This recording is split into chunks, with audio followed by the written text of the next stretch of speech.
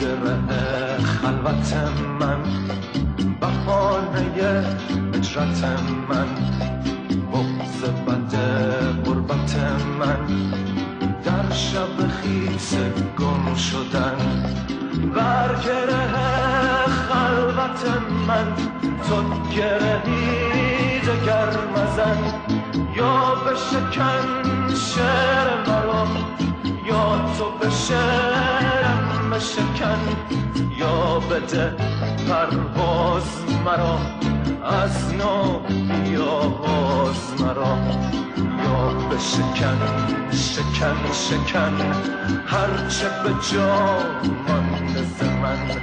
بر گره خلوت من تو گرهی دگر مزن، یا بشکن شعر مرا یا تو به شعرم بشکن. شعر مرا حوصله کن، درد مرا زمزمه کن، یا که بر این دهان من قفل گران تری بزن. بر گره خلوت من تو گرهی دگر مزن، یا بشکن شعر مرا یا تو به شعرم بشکن.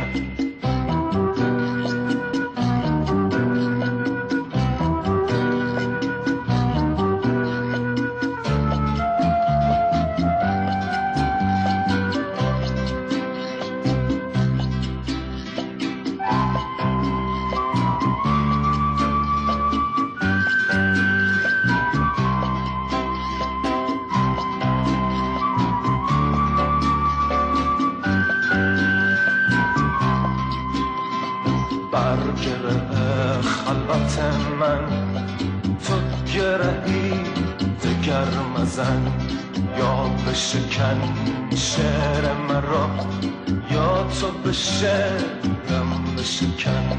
زخم همه ستاره ها به شانه های خسته‌ات، به سینه می فشارمت تو را چه می شود وطن.